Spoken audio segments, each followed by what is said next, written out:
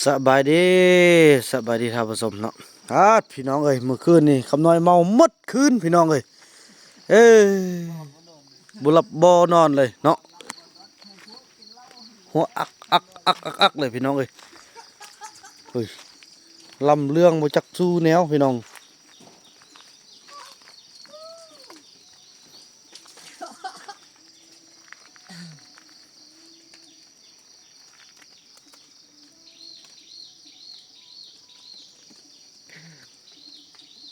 คิวกุ๊บเลยพี่น้องเอ้ยไปเบิ่ง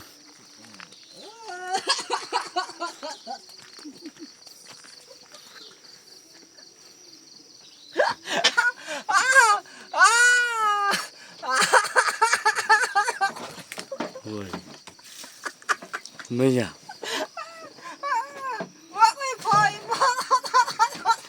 โอ้ยถึกเม็ดไม่ยังแบบนี้นะ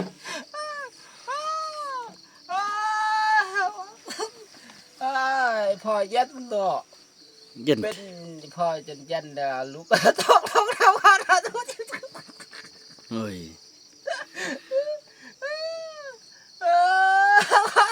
พอจนไทยมา ม่วนขนาดมันบ่เอาไปมากก็อยากหัวนำเลยพี่น้องเอ้ยเป็นจังเนาะแบบนี้เนาะไม่นก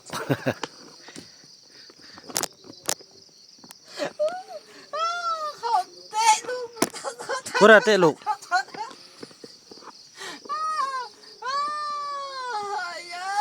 เขาปิดเจอบ่แม่นไปหาตีบ่พอบ่ดับเด้อ พูดได้เตะ ว่าสไปส่งเด้ สิไปส่ง ได้แหละ ไปส่งเลยใส่ เขาว่าไปส่งอยู่อาดาปัดปักไล่บ่มันเขาว่าไม่ได้ส่ง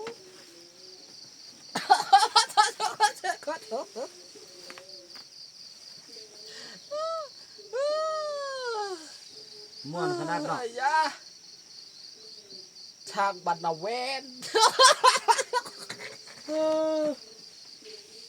แต่หัวมันยังกับหน่อยเด้อย่อหัวหมดมือหมดคืนเลยอ่ะ เขาคิดแบบจ้า มีเขาชิลับตาเออ แต่ว่าคนป้าแล้วก็ว่าดีว่าทุกคน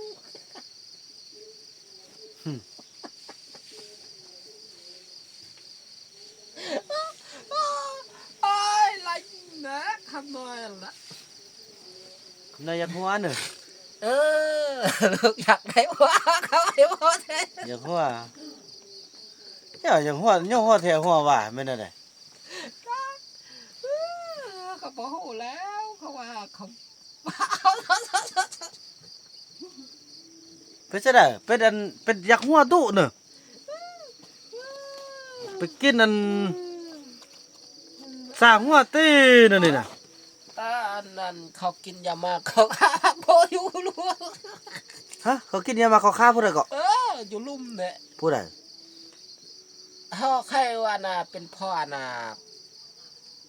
ผู้ใด เมียอันนี้ลีเห็นไหม อันนี้ต้มน้ำไม่ยังนี่นะ บ่พุ่นจุกน้ พวกอีลี่ ำ ปักไล่นะ ไว้ไล่เห็นเนี่ยจะเป็นพ่อบุญน้ำเนี่ย ติดคุกละนั่นนะบุดีนั่นแหละผู้ใดบุดีนะเขาจับเข้าคุกได้ เอ้ยจะเป็นพ่อบุญน้ำเนี่ยเขาว่าเขาแม่บุญน้ำพ่อบุญน้ำกับบักยอดบักชวง ยอดจะใส่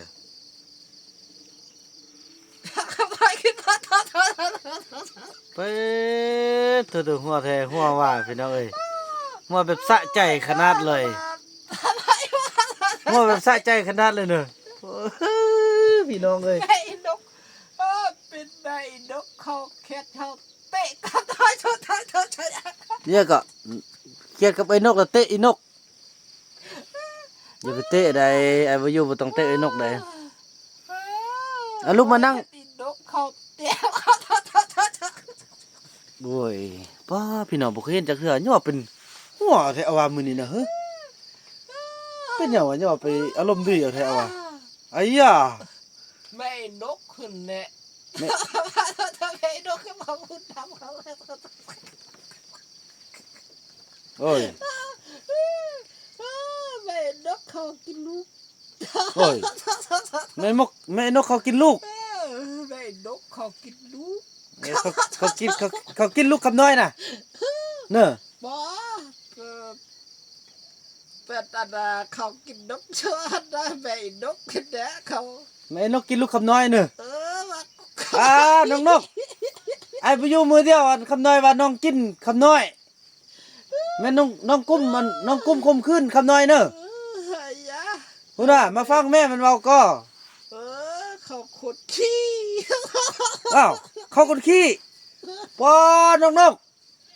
มันว่าน้องกันกุ้มแล้วเขาคนขี้วะน่ะ ไอ้ยะ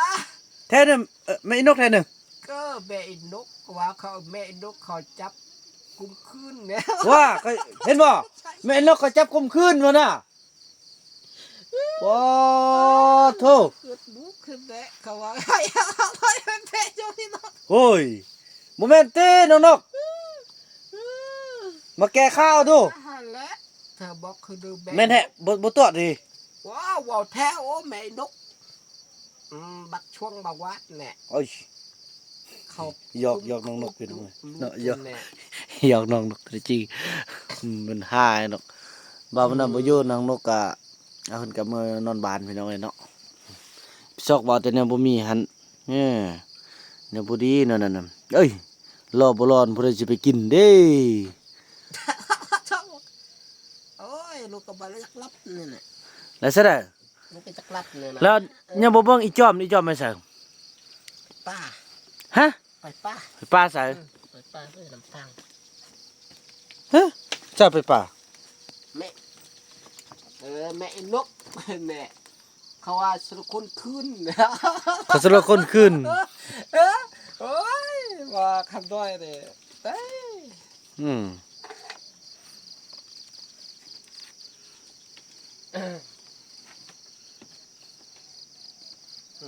ไอ้ยะ อืม เขาก็บ่เอาซะเด้อก็บ่เอาอ่ะคำน้อยจะเอา เอาผู้ใดเอาหยัง จัก เอาอีหลีเอา บ่ บ่ วาดนั่นแหละ มาวาด บ่วาดไอ้ยะคำน้อยจักต้องเอาไว้บ่ ไปเอาเงินนำไปเท่ามีพี่น้องเอ้ยไปซื้อเหล้ากิน ลูกจะไปเอาไอ้มีหั่น บ่อย่ากินเด้อบัดนี้เด้อพอแล้วเด้อ ลูกก็ พอแล้วสิเอาอันนั้นสิซื้อโทรศัพท์ให้แล้ว ได้แล้ว สิซื้อให้ตึมนี่แต่ยังบ่แล้วอันนั้นให้มันแล้วนั่นก่อนว่า ลูกจะไปอันทางอยู่หั่นก่อนลูก เออ ทางอันไอ้พ่อแล้วก็ไปชื่อเอา ทางแล้วก็อันบ่แล้วเทื่อนี่ยังบ่ก็หลาย ว่าลูกก็ทางมดก็ลุ่มนี่ก็ทางมดชื่อก็ทาง นี่บ่นี่บ่ได้ทางเทื่อ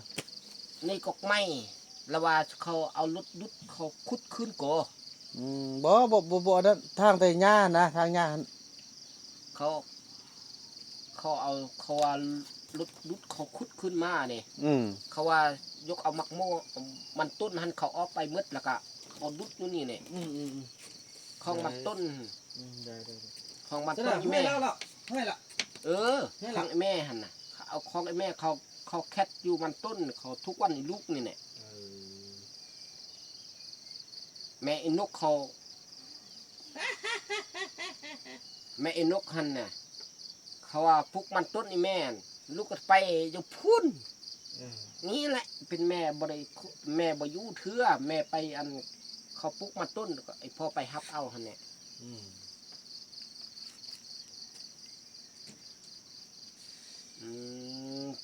มีแต่เสื้อน้ำหอมหรือบ่อาบน้ำมันก็เหม็นโอ้นั่น โอ้ นี่ ลูกบ่ได้อาบน้ำ บ่จิต้อนน้ำมาฮะอาบนี่ คุ เด้อ ณตุกอาบน้ ต้อนน้ำพี่ก่อนพี่น้องเข้าห้องน้ำก็เข้าบ่เป็นเข้าห้องน้ำก็มัน ใส่เกือบเข้าปึ๊ดเลยขี้ดินเต็มหมดเลย อย่าไปโลเบิ่งกันอยากได้โทรศัพท์เนี่ยอันนี้ก็ยังบ่แล้วเด้อตะลุ่มเนี่ย ำ เด้อ ลูกก็สิไปทางอันนั้นตะกกไม่ให้หันก่อน เออ เขาลูกก็ทางหันแล้วลูกทางอันนี้มันจนแล้วเมิด แล้วล่ะเอาโทรศัพท์เลย อันนี้เป็นปลาแก้ลูกทางแล้ว เนี่ยอยู่ลุ่มมันนี่ลุ่มมันบ่ได้นี่ ลุงก็ลูกก็จนได้เบิดเนี่ยอันนั้นน่ะอันนั้นนี่มันกกไม่ให้ ใส่ นี่เรานั่นน่ะ ผมว่าแล้วก็ยังบ่แล้วเนาะ อันนั้นเนี่ยกกไม่ให้ก็ อืม จะลูกก็จะทางบันเทิงฮันทางไปแล้วก็ ทางไปแล้วก็โจอยู่ฮันแล้วก็แล้ว แล้วฮันแล้วก็ลูกพักอีแม่อีพ่อไปซื้อโทรศัพท์อีพ่อไปซื้อเล่นไปซื้อโทรศัพท์มันก็คือเก่าอีก นั่นแหละทำมันแล้วกันเนาะจะเอาโทรศัพท์เนาะอย่ากินเหล้าไล่เด้อพ่อละเด้อยินบ่กินเหล้าไล่มันฟันมือก็เจ็บกว่าเด้อ ลูกก็จะไปทางอาตุกกไม่ให้หันไปเลย แต่แม่ไอ้นกหันแหละแม่ไอ้นกเขาว่า ไม่ไอ้นกมาหยัง แม่ไอ้นกหันแหละ ลักมักไม่ไอ้นกติ กับพ่อบุญดำแต่ว่า ไม่หยังเนี่ยว่าเรื่องน้องนกกับเรื่องบ่าวบ่นำเรื่องหัวยังเรื่องไหนนี่ อายาแม่ไอ้นกกับอนาปาวัดช่วงเขาผิดกันเตะ ฟันติ คำน้อยฟันก็ เอ้ย ฟันอยู่บาวัดอีช่วงเขาเตะกันคำน้อยปุกอักทัดประสัตว์ เหลือจากหัวเลย ผัว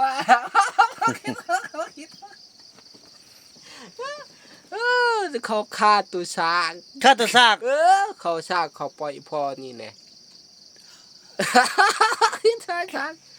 กินช้าง คำน้อยเอ้ย โทษได้ว่าเขาขายโซชัด ข้าแตะซาก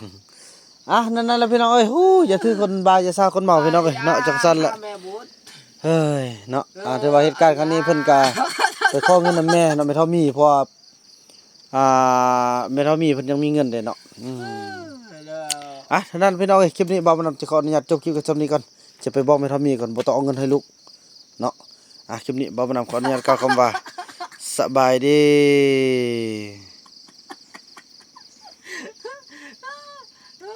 พ่อได้แม่แล้ววะทั้งบอกรู้ว่าสัตว์เขาคือรู้เขาเขียน